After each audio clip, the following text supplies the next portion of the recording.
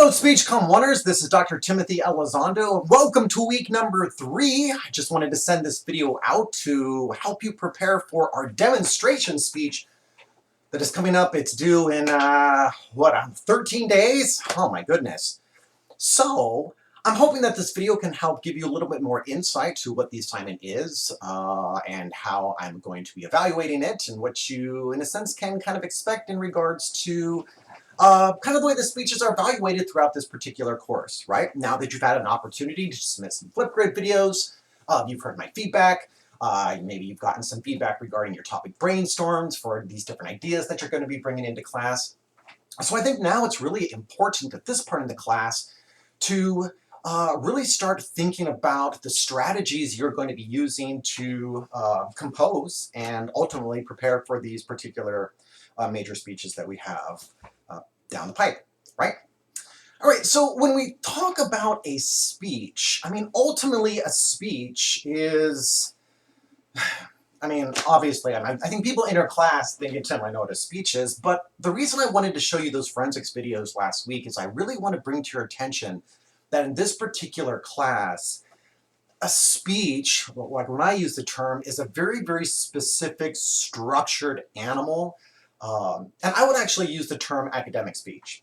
You're probably figuring it out that I'm very, very heavily influenced by the realm of forensics. And so when I'm talking about a speech, what I mean is a speech would be an oral message that follows a specific structure that is centered around a single idea and is then delivered in a prepared and organized manner.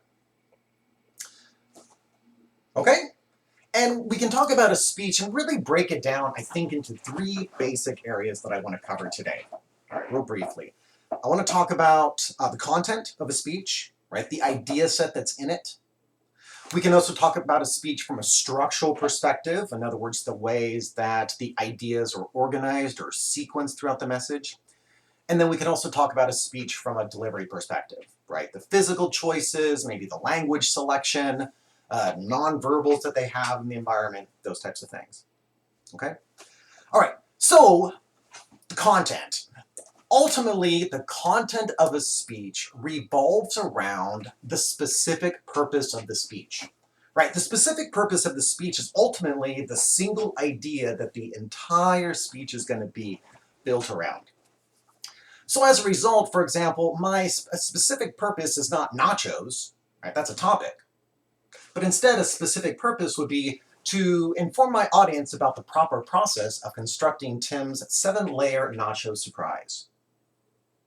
So as you're constructing speeches, the really first important step is finding the specific purpose, right? Getting away from the idea of a topic, right? So you want to have a specific purpose. You're going to find that specific purpose for your informative and your persuasive speech, and then we develop the rest of the speech around it.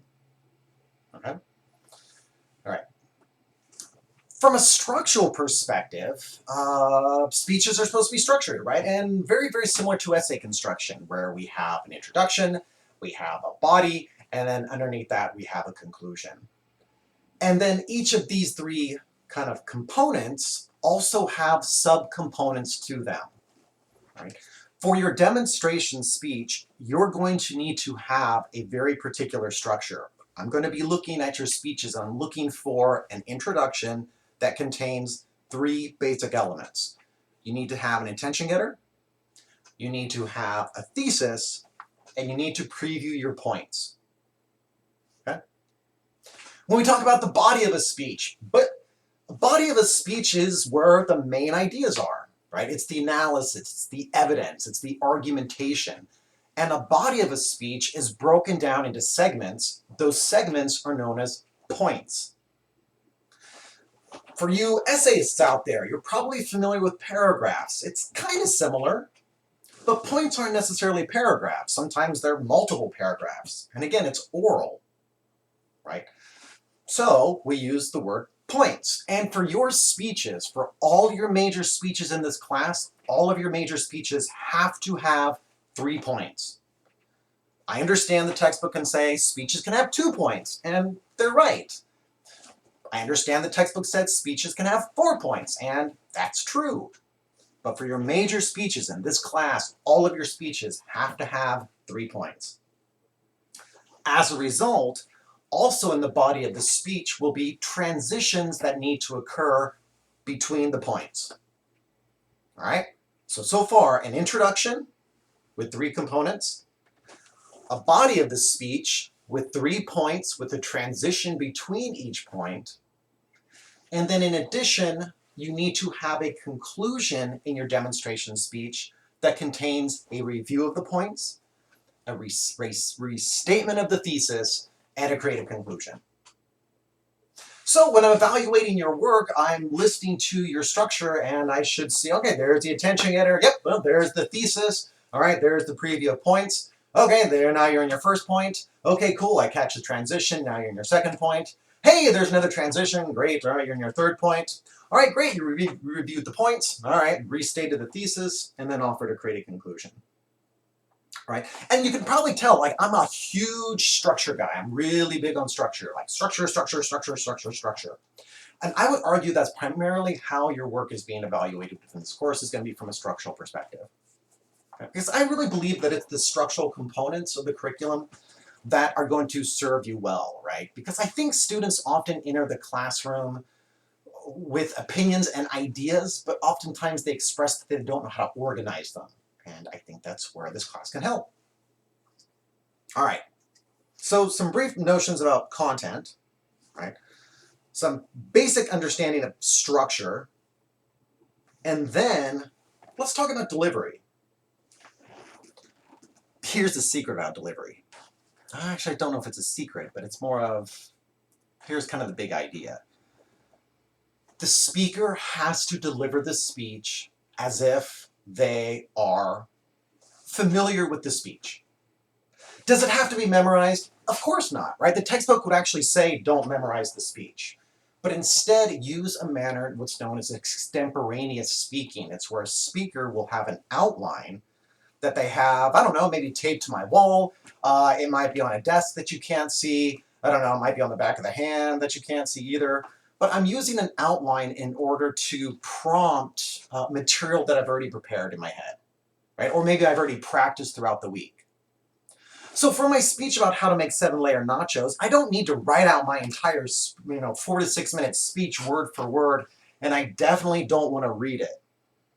But instead, I know how to make these nachos. I make them once a week for my kids, and so I have an outline that has kind of words and ideas and phrases on it that when I see it on a piece of paper, I go, oh yeah, cheese. Cheese is an important component, right? And I move into the material that I've already prepared, all right? Yeah, so I mean, I really think that's the object of the first assignment is the demonstration speech. It's your first opportunity to demonstrate that you can use the basic components of the structure that we're going to be kind of building upon, right? That you can funnel down your ideas into a single idea that exists in a thesis that then you can elaborate upon in an oral message.